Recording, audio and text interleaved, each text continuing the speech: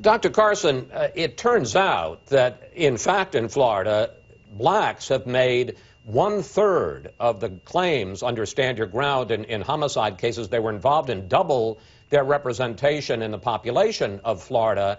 On both that question of Stand Your Ground and also all the other demands that civil rights leaders are making about hate crime or civil rights violations, what do you think of those calls?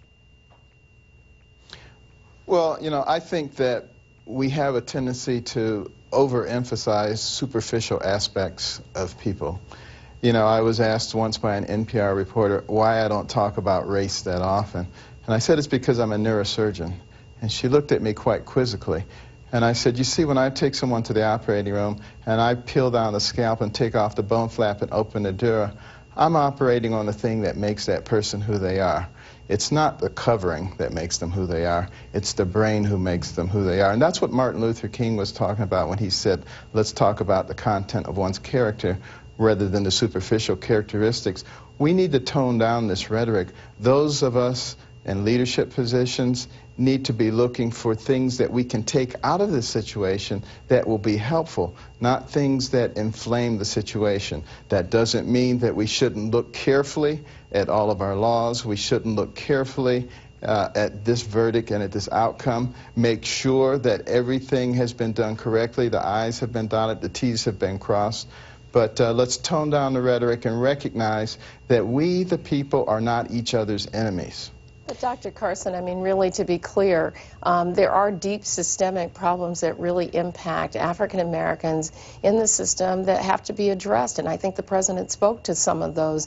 And so we can't ignore that. And I mean, I'm going to acknowledge, just like anyone else, that everything is not about race, but there are some things that are, and we have to acknowledge those, and we have to make the systemic changes that are important to advance all of our communities so that people really can enjoy those things and the benefits, frankly, that Dr. Carson has enjoyed. All right, but let's talk about another aspect of this, a systemic aspect of that. The President talked very briefly in his extended remarks about black-on-black crime, and as I looked into this, the numbers are just staggering. Let's put them up on the screen. African Americans make up 13% rather, of the population. But between 1976 and 2005, they committed more than half of all the murders in the U.S.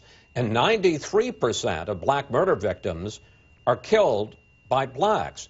Congresswoman Edwards, should the African American community be focusing on that, the black-on-black crime, the carnage in our inner cities, and not on George Zimmerman? Well, let me tell you, to be clear, when we're focused on addressing issues of poverty, when we're focused on improving our education system, when we're focused on changing gun laws because there's such a rampant availability of guns in our inner cities, and we have no inner city agenda in this country, that's focusing on those statistics that you just talked about. But when you have people demanding, let's go after George Zimmerman, let's hate crimes, economic boycotts of Florida, that isn't talking about the real problems in the inner city. Well, I'm just going to say to you, because there have been some calls for those kind of actions, it doesn't mean we're not, you know, sort of one-trick ponies. We're able to focus on a range of different things. And if you just look, even in this last 2 weeks in the Congress, the debate in the Congress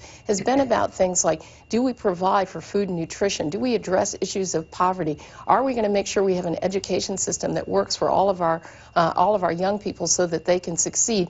And to the President's call, are we going to address the laws that actually contribute to the problems in our city?